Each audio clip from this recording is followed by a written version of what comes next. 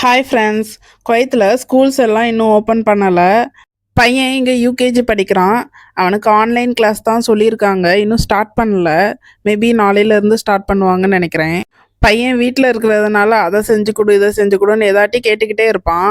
அப்படி தான் ஐஸ்கிரீம் வாங்கித்தான்னு கேட்டுக்கிட்டே இருந்தான். அதனால தான் சரி ஒரு மணி நேரம் வெயிட் பண்ணு, செஞ்சு தரேன் அப்படின்னு சொல்லிட்டு பனானா இருந்துச்சு, அதை வச்சு தான் நான் செஞ்சுக்கிட்டு இருக்கேன். அது எப்படி செய்யலான்னு பார்க்கலாம். அதுக்கு நான் ஒரு பெரிய வாழைப்பழம் எடுத்துக்கிட்டேன். அதில் ஐஸ் குச்சை தான் சொருகியிருக்கேன். இதை ஒரு மணி நேரம் ஃப்ரீசரில் வச்சு எடுத்துக்கிட்டேன். ஃப்ரீசரில் அப்பப்போ பார்த்துக்கோங்க, ஏன்னா ரொம்ப ஹார்ட் ஆகிடக்கூடாது.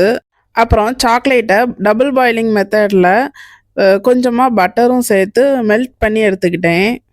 அதுக்கப்புறம் இதில் பாதாமும் கேஷுவும் சின்ன சின்னதாக கட் பண்ணி போட்டு நல்லா மிக்ஸ் பண்ணிக்கிட்டேன். அப்புறம் நம்ம ஃப்ரீசரில் வச்சுருக்கிற பனானாவும் ரெடி ஆயிடுச்சு. இப்போ பனானா மேலே இந்த சாக்லேட்டை கோட் பண்ணி எடுத்துக்கோங்க. இந்த மாதிரி பசங்க உடனே கேட்டாங்கன்னா இந்த மாதிரி ட்ரை பண்ணி பாருங்கள், சூப்பராக இருந்துச்சு. அந்த கூலிங்க்கு சாக்லேட்டும் மேலே டிப் பண்ண உடனேயே நல்லா செட் ஆயிரும். எதுக்கும் அதுக்கப்புறம் ஒரு 5 மினிட்ஸ் மட்டும் ஃப்ரிட்ஜில் வச்சு எடுத்துக்கோங்க. நீங்களே பாருங்க, நான் 4th ஒன் கோட் பண்ணுறதுக்குள்ளேயே இந்த ஃபஸ்ட் ஒன் நல்லா செட் ஆயிடுச்சு. அவ்வளோதான், ஒரு ஹெல்தியான பனானா சாக்கோபார் ரெடி.